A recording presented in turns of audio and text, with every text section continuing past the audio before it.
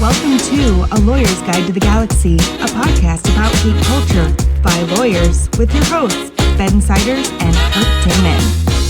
And welcome back to A Lawyer's Guide to the Galaxy, the podcast that asks interesting questions that don't have any answers with your host, Ben Siders. That's me.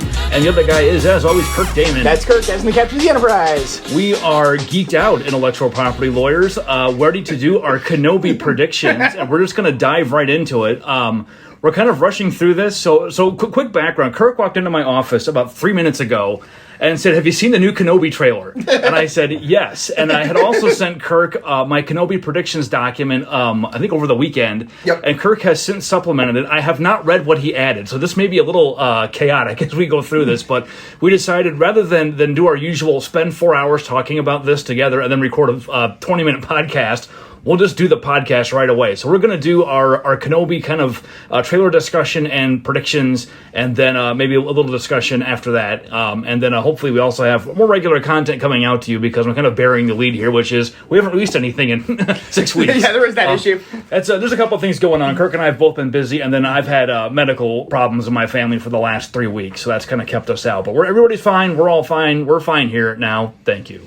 How are you? I'm doing pretty good. Okay,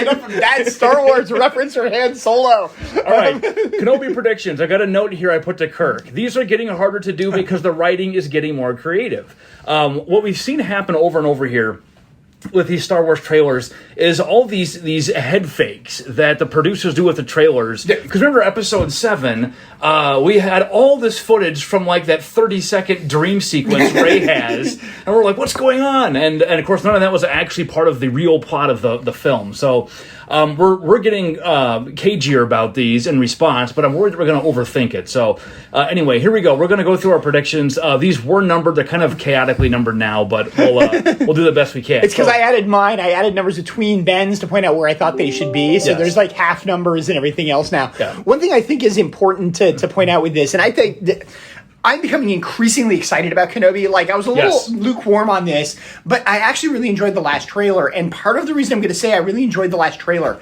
to me, it was reminiscent of, and this is going to sound bad, the trailers of the prequels. Which I thought the trailers of the prequels were wonderful. All really good. Yeah, the first one especially. Yeah, the first one especially, and the one for Episode 3. The first one for Episode 3, the one where you see, like, everybody kind of breaking down, because you know what that's going to happen in Episode 3. And so it was one of those, like, to me, this Kenobi trailer had that feel to it. This ominous, like, something bad is going to happen feel. Mm-hmm. Except in this case, as opposed to Episode 3, we don't know what it is. And that's the thing I really got to from it.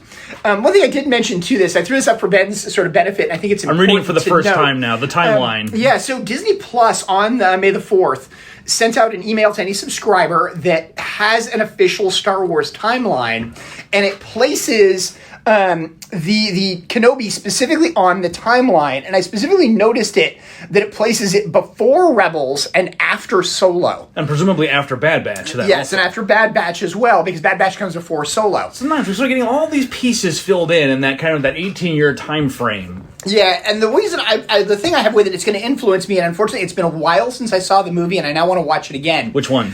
Is Solo. So, yeah, I've only seen it the once. I think the ending of Solo is going to become extremely important into Kenobi. Which part? Because I think at the very end, they're just leaving to go meet Jabba. I'm going to predict this in conjunction with it, which is we learn of a very important character involved in the smuggling syndicates in Solo, who is Darth Maul. Oh, it doesn't... So I haven't seen all the other animated series yet, but doesn't he fight Kenobi and die? He fights Kenobi, so yes, that's the spoiler I have in here for Ben. We should say spoilers. We're going to spoil lots of things. We're going to spoil a lot of Kirk's things. going to spoil stuff for me. Fortunately, I'm immune to spoilers because I'll forget everything I've been told by the time I go watch it. And I'm not entirely through Rebels. I'm 3 episodes from the end. Oh my god, if you guys have not watched Rebels, watch Rebels, at least the last 2 seasons. It gives you it gets a little bit overly mystical, but it's fascinating in the idea of what it portrays and the way they're tying stuff together. Obviously, it also shares some writers with the current systems, so I think that's an important thing with it. But yes, one of the things in first major spoiler, Kenobi strikes down Darth Maul in a lightsaber battle on Tatooine. So you think that happens... Wait, so you're saying they're going to put that in the Kenobi series, or it's already happened? I think they're going to go around it as to what the thing is. The reason for it is when he does so, Darth Maul asks him a very sort of key question. Darth Maul figures out that Kenobi is protecting someone, and it's a boy. In the course of doing it, you know that Darth Maul had searched for Kenobi for many, many years. And this is all laid out in Rebels? It's all laid out in Rebels. Okay. He searches in conjunction with it. He finds Kenobi on Tatooine. He uses Ezra in order to find him. Kind of uses him. But that's how they find Kenobi. Kenobi knows how this battle is going down. The reason being is because he sends Ezra into the desert on his dewback to go take Maul's ship. So he knows Maul will die in this conflict. Okay. And that's important with it. But when he strikes Maul down as Maul is dying in his arms, Maul asks him about the boy and says, "Is it the prophecy one?" And Kenobi responds with, "It is." And Maul says, "He will avenge us both." And so the idea behind it is, what is he avenging? And so part of my big thing is I think Kenobi is going to answer that question of why does he say that. As to what it is, and I have some theories sort of going into it, I'm going to go into in conjunction with it. The big thing I'm going to bump into in conjunction with Ben here is a huge amount of my theories are based on Rebels. Which I've not seen all of. I may have to. I'll take a crack at these, but it may be inaccurate. So that was my first question: is will we have Maul's last words and Kenobi's response to him explained? So I'm going to say yes, just based on odds. They have done, I think, a really good job of consistently weaving in elements of the animated series into the series, which kind of makes sense. There's a little more depth, the characters are more developed, and the movies have mostly not been great, so they're going after the content that's working. So I'm going to say yes to that one. What do you think? So I think that is going to be, in some sense, I think that's a fundamental piece of Kenobi, is that we're both going to find out the answer to this. We're going to find out about that climatic battle with Maul, what Kenobi knew going into it, and potentially what involves Maul. I'm going to talk about that later, but that's sort of my answer in conjunction with this. Okay, and that's number 0.5. Kirk had to put decimals in to renumber these. Okay, the first one, or the second one, is mine. Number 1, we have this quote. I'm going to butcher this because I did it from memory. In episode 4, we have this quote from Vader during the Death Star confrontation, where he says to Kenobi, "The last time we met, I was but the learner, now I am the master." So this implies some final meeting in which Vader was still Kenobi's force inferior, for lack of a better word, which means one of the following is true. Either Vader and Kenobi will have no direct encounters during this series, which means their encounter on Mustafar was their last encounter that Vader's talking about, or I think another possibility is the referenced final meeting happens during this series. Now, you, Kirk, have read, I think, that there may be multiple encounters? So I started listening to a couple Star Wars podcasts because of my excitement about Kenobi. Interestingly enough, has gone up, and I wanted to see other theories. I know there are theories out there that there may be multiple encounters between Vader and Kenobi. I think it goes back to because remember in the 90s, there was a fan lore for a long time. Like the whole Battle on the Lava Planet thing, I think was originally fan lore that kind of got absorbed into the Star Wars, but that's how Vader canon. Lost his legs and why he became Vader. Yeah, but I want to say that fan lore had in it that there were multiple encounters before the action in Episode 4. So if they stick with that as sort of a fan homage, I'm inclined to think that the last of those encounters takes place here. So I'm going to say number 2 is correct. Vader and Kenobi have another encounter of some I think kind. we have to have some kind of an encounter between them in this. I'm not sure we're necessarily going to have a lightsaber duel maybe not. them, but I think we're going to have some kind of encounter. It may be something that's a sort of force discussion, something like that. Yeah. I can very well believe they will never actually meet in this. Could try truthful face-to-face. Yeah. But part of it's because obviously casting Anakin, Hayden Christensen as Anakin. Because Vader says the last time we met, not the last time we fought. Yeah. And so that's why I really wonder if what we're going to see here is a meeting, but not necessarily combat between them. That would be an extremely interesting idea. One of the things is from the trailer, the apparent assembly of Vader shots. Yeah. Are we going to learn more about Vader truly becoming Vader? We will now see him in the true suit as opposed to sort of the suit at the end of Episode 3. Yeah. The sort of hey, he's lost more of himself. Why does he do that? One theory, and I think it is a potentially reasonable theory, is we will see Vader lose his other hand in the course of this. That's an interesting theory. He may lose his other hand to Kenobi. We'll definitely see where that is. So again, I think there will be an encounter. I don't know what the nature of that encounter is going to be, and part of that is because I have a further theory down this, and it's my take on a head fake. Okay. With Let's get to the head so- fakes then. So I'm calling this, I've got several categories here. I call this cynical marketing foo. Here's my summary to Kirk. Disney has demonstrated a penchant for head fakes in the Star Wars trailers. Like I said, footage disproportionately focused on a narrow amount of time, on visions, dreams, other non-plot events to throw us off. We see a lot of Tatooine footage in the trailers, a lot of emphasis on Owen Beru. We see Luke sitting on top of the sand igloo. Here's my theory. True or false? The Tatooine heavy trailer footage is a head fake. That action all takes place in a short, kind of compressed time frame, but most of the series actually takes place elsewhere. The trailer's just trying to trick us. I think my take of this is what it is. I'm going to say it's false. I'm going to say it's false because I believe Kenobi is on Tatooine and all the scenes involving Kenobi will be on Tatooine. Okay. But I'm not convinced that all of the episodes will be centered on Kenobi. I think when we see, and you mentioned it later, the industrial city, I think that's going to be searching for Kenobi and them looking essentially in the wrong places. They imply that from the trailer. But I think we're going to have something on there that there may be additional things going on around that. You know, you asked the question, is that Coruscant? You know, what is our potentially industrial it looks town? like Hong Kong to me. It looks like Hong Kong. It has that kind of look to it. It has the look of Coruscant from Clone Wars. Yeah, a little bit. Is the thought I had with it. So I think we are going to go and we're going to see Coruscant. Remember, we have the fledgling empire at this point in time. Yeah. We don't have a really established Because empire. Luke looks like he's 7 or 8, maybe 6, 7 or 8. So, you know, definitely the empire's established, you know, at the time we have this. I think Luke is supposed to be Anakin's age because, again, we see him pod racing on the Beru's thing. I think we're supposed to be drawing analogies between him and his father. In conjunction with this, so I think he's supposed to be around that age. Okay. So that's my take, is I believe that Kenobi, for the most part, is going to take a lot of place on Tatooine. It also falls back, and I've said this in the podcast before, I believe they're starting to tell planet stories, and I think Tatooine is becoming an incredibly important planet. Again, mention it from Rebels. If you watch the end of Rebels is Lothal's story, as you learn at the end. And so I think we're going to see the idea that this is part of Tatooine's story. That's an important key aspect of here. So I'm going with false in conjunction with that. I said true.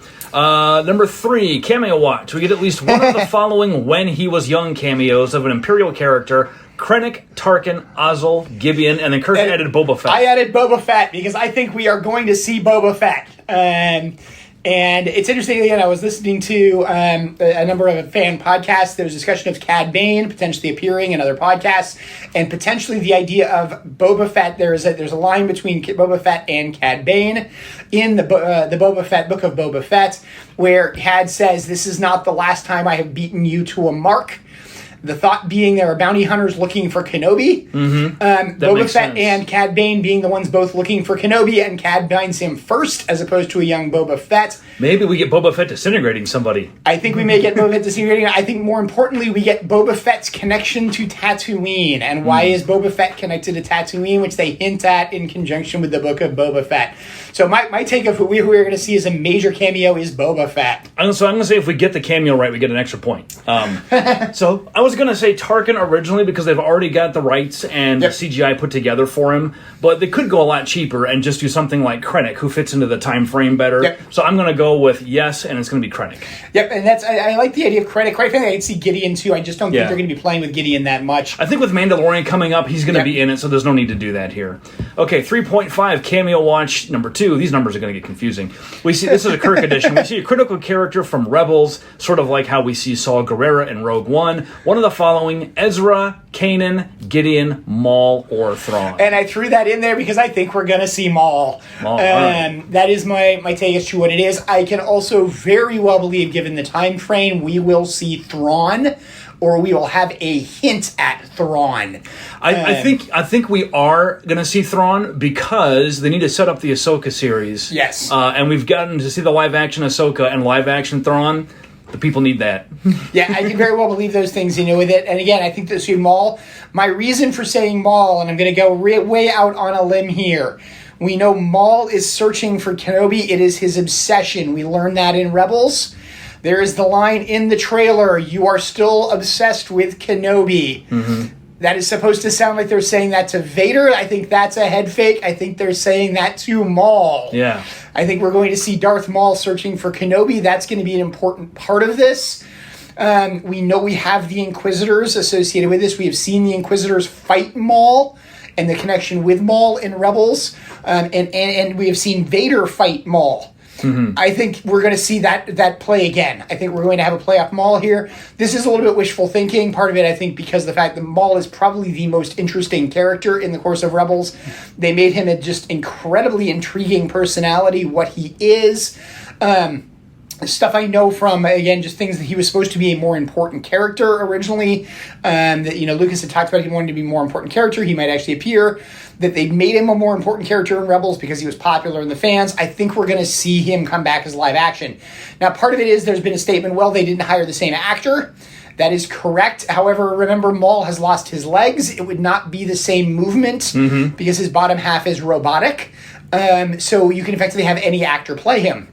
So that's my thought there, is that's part of their head fake, is we're going to see him. And that's the idea also because he shows up as being important at the end of Solo. And the connection with it. So, again, I think we're going to see Maul. I think if we see Maul, we're going to see Thrawn, or at least get a hint of Thrawn. Okay. I can very well see Thrawn, in some sense, be a we won't necessarily see him, but it being something where it's a suggestion that he's there, a sub-reference, so we can set up Ahsoka for exactly the same reason. I'm going to say, just to be different, I'm going to say Ezra, although I'm expecting like a Thrawn post-credit sequence or something. So, okay, number 4. This is mine. We see Vader without his helmet, otherwise why cast Christensen? I'm going to go almost certainly we're going to see this. Yeah, I'm going to say yes.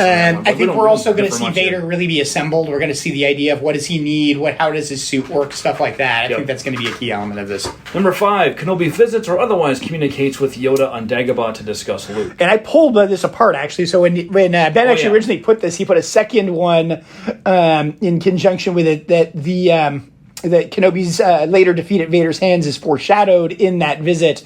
I pulled that apart because I think we're going to have the visit or communicate with Yoda on Dagobah to discuss this. I think there will be something associated with those lines. I'm a little reluctant on this one because I think we're going to have that. I'm not sure it's necessarily going to be with Yoda. It may be with Ahsoka, again, because of the Ahsoka thing, in conjunction with it. But I think we're going to have some connection around Luke and what is Luke's place here. What so you're saying no Yoda? So I think it can be Yoda, and I will go with Yoda. No, just because I think we're going to say yes with Yoda, and I do think we're going to discuss Luke. Okay. Then you're right. The second part I had was Kenobi's later defeat at Vader's hands is foreshadowed. This implies Kenobi is fully aware that that's the part I added will lead to his death. I'm going to actually say no on that one, although I kind of think they will. I think it'll be. I don't know. I think the communication with Yoda is going to be very indirect. Yep. I pulled it away from it because, again, I think that the Kenobi's later defeated Vader's hands is foreshadowed. I don't think that will be foreshadowed by Yoda, but I think that is something Ben is going to learn, or Obi-Wan is going to learn. And I think we're going to learn of his understanding of the events of New Hope, for lack of a better way of putting it, which is actually, I believe, my next question. So I added to it, we learn Kenobi's death, or more accurately, sacrifice, which I really treat as the thing, is critical to defeating something, Vader, the Emperor of the Sith. In other words, we learn why he raises his blade on the Death Star. Oh, okay. I think one of the key things we have about Obi-Wan's character is he's the only Jedi we have ever seen purposefully sacrifice himself without the idea of specifically saving others. It's one where he does it in a way which is designed to be seen by Luke. That's clearly what's implied by Star Wars. Now, obviously, at that point in time, there was no canon around it. Yeah. The purpose behind this was so that Luke saw it, so that it spurred Luke to move on to become what he would become. But the idea is, why does he do that, and why does he know to do this?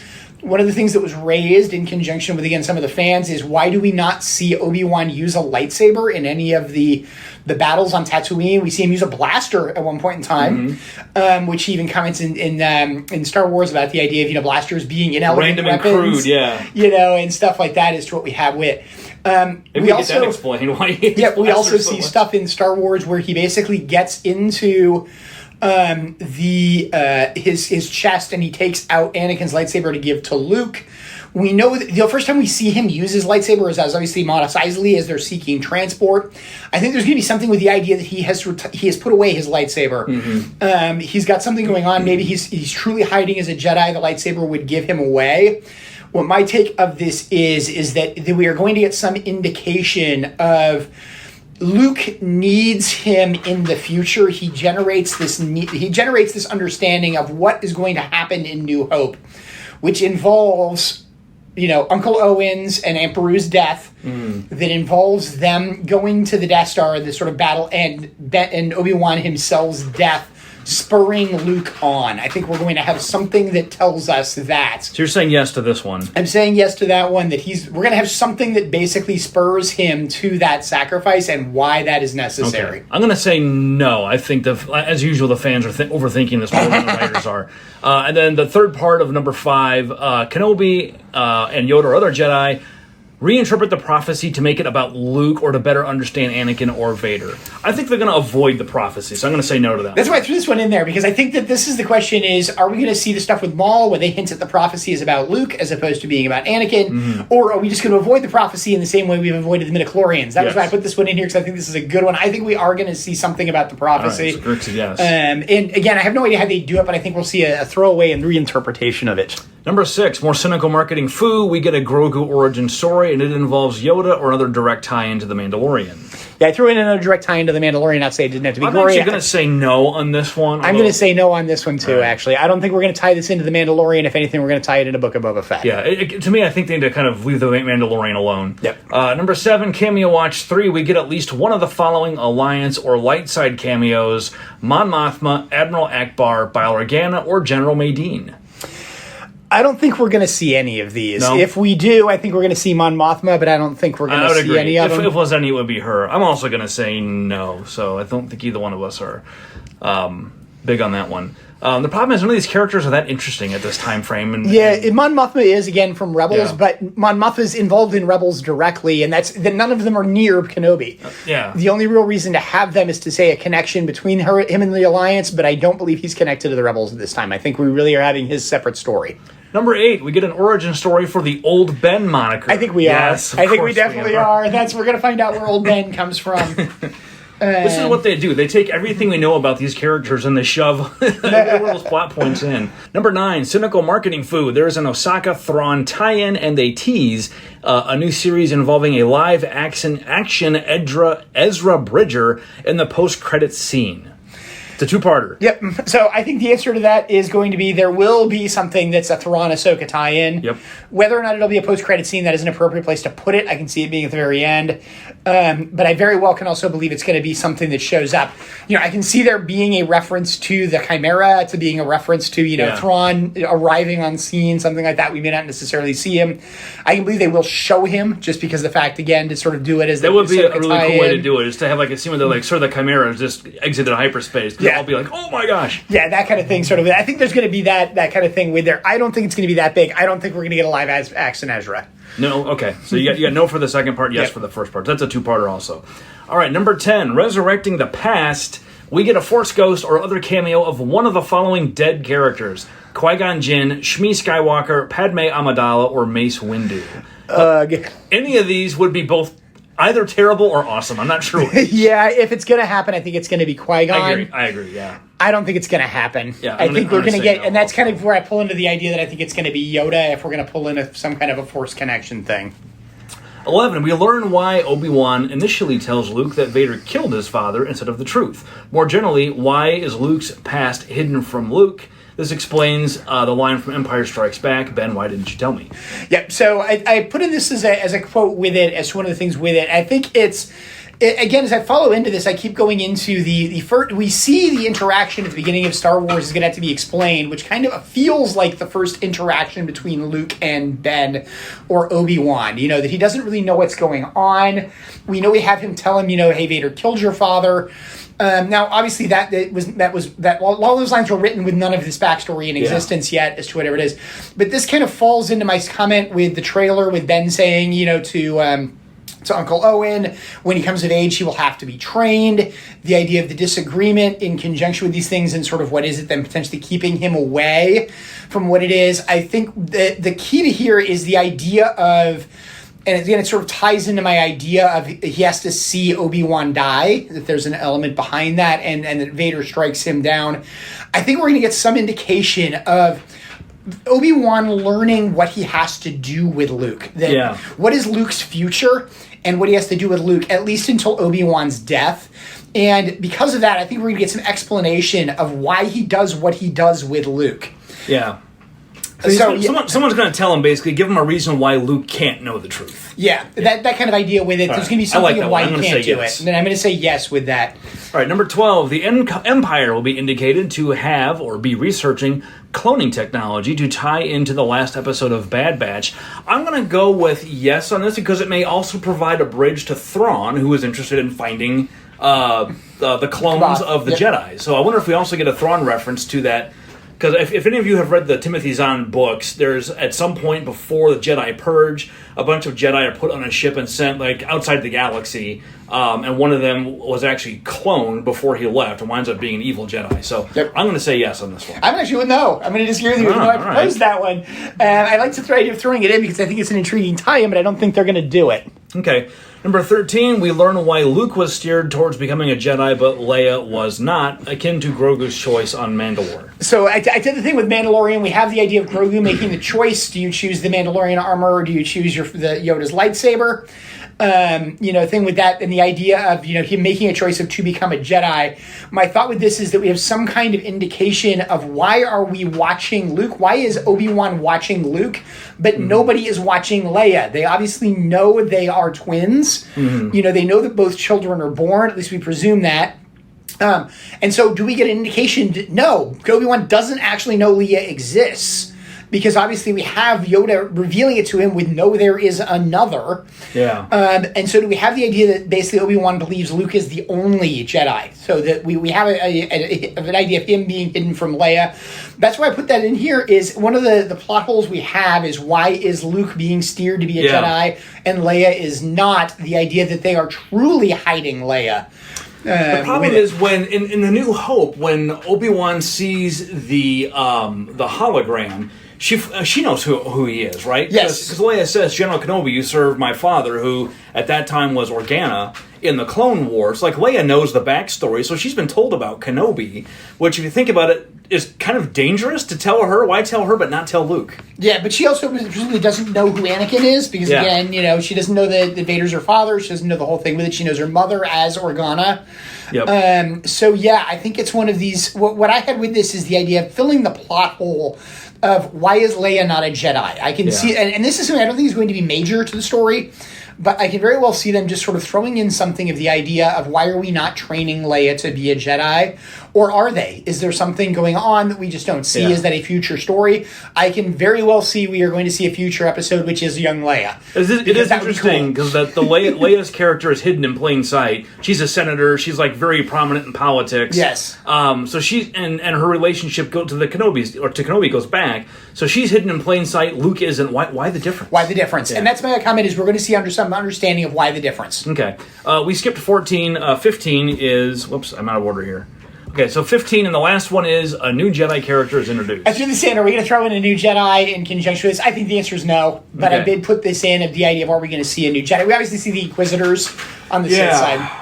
I'm going to go with no also. I think with only 6 episodes, there's not that much time. Yeah, that's my real reason for it. So. Okay. And then I've got a tiebreaker. Who says I've got a bad feeling about this? We have 4 options. A, Obi-Wan. B, another legacy character, meaning anybody we've seen before. C, a new character. Or D, nobody says it. Somebody's going to say it. I think that this is always the tiebreaker. I'm going to go with another legacy character. Okay. I'm going to go out on a limb as to just who it is. I think we're going to say it. An Inquisitor say it. I'm going to go completely out on a limb about that. I'm going to say yes, legacy character. And since the tiebreaker, we picked the same one, I'm going to say Owen Lars says it. So I have Owen, you have the Inquisitor. All right, I like my odds on that one. Yeah. Well, these have never come down to a tiebreaker. So, okay, so there's our, let's see, we got 1, 2, 3, 4, 5, 6, 7, 8, 9, 10, 11, 12, 13, 14, 15, 16 of these. So we will wait for the series to come out. We'll probably watch the whole thing, and then we'll come back and do a wrap-up episode. Okay, well, I think that basically does us for this. We usually don't do anything else other than just sort of these, throwaway episodes. It's what it is. These are kind of fun, and I have to say, I am so enthused about Kenobi now, it's not even funny. Having been a little lukewarm at the beginning, I think the real thing that's very interesting about this is the one they can screw up. more so than any others. I think there is some concern about Book of Boba Fett, and that Book of Boba Fett did not really talk about Boba Fett. It was really sort of a Mandalorian tie-in, but I have to wonder, is Book of Boba Fett partially setting up Kenobi? Is that what it is here? We're tying these things together, and they couldn't give too much away. Is that also why Book of Boba Fett was kind of short? Yeah. And why this is kind of short is we need to get these timelines sorted out where they can't give us too much of the season 2s away. Yeah. And they also, these are going to serve a marketing purpose, I think, of setting us up to want to see the next thing, which I believe is the Cassian Andor. We didn't talk about him, but he would be involved around this time, maybe. And then the Ahsoka Tano series. We've got to set up Ahsoka. I mean, that's the thing sort of with this. At the same time, having seen what you've seen in the animation episodes, I think there's little doubt Ahsoka is already a popular character amongst that group. But we need to set it amongst the people who haven't seen the animation, the things with that. So I think that's what we've got with it. I think the most interesting thing we're also going to bump into with this, and it's one of the ones I hear in the comments with the fans, part of the reason I started listening to these fan podcasts is I wanted to get the take of younger fans, of people who are the prequels were the original movies that they saw, and stuff like that. And one of the things that keeps being mentioned is how popular Anakin's character is as Hayden Christensen. And so it's bizarre to me because his character was so unlikable. Yeah, but I think part of that is us, as to, where we come into with this. And how much are we going to see this potentially being a setup of we can make Hayden truly Darth Vader for the first time, and Anakin really being Darth Vader as a new character, as opposed to being James Earl Jones, where obviously in any of this time period it is more Hayden Christensen, but that's more important than what he is afterwards, and what we have after. So we can kind of keep the legacy of James Earl Jones as the voice of Darth Vader, but we can make Hayden Christensen more a Vader stand-in at the start. So. Maybe that's how they, I don't know, we didn't talk about this, whether Jones would be involved in this, but maybe that's one of the ways they avoid having to get him on board, is they have Christensen play it and without the helmet, so he doesn't have the voice modification. I think we're going to have that, and the idea that he doesn't necessarily have it, and we may get like a tie-in at the end where they can potentially reuse a phrase, or even potentially have him say one phrase. Think like Mandalorian and throwing in Luke Skywalker at the end, where we have that idea of just a brief reference to the fact that like he gains the voice. That could be something where his voice changes because of something happening to him, something along those lines. All right, so that's it. We'll circle back on this in, I guess, a month or two. I don't know how it will be, like a weekly release schedule. Do we know for Kenobi? As far as I know, it's going to be a weekly release schedule. I'm hoping I'm going to be able to see the first episode when it comes out, because I'm going to be traveling potentially on that day, so we'll see when it comes out. But we'll have a vacation in June. And it's a 2-episode first release, if I'm really released. Both first 2 episodes on the first day. All right, we'll plan to come back to this probably mid-July, and we'll see where we're at. Yep, sounds good. All right, thanks everybody. See ya. The views expressed by the participants of this program are their own and do not represent the views of, nor are they endorsed by Lewis Rice LLC, its officers, directors, employees, agents, representatives, shareholders, and subsidiaries. None of the content should be considered legal advice. As always, consult a lawyer.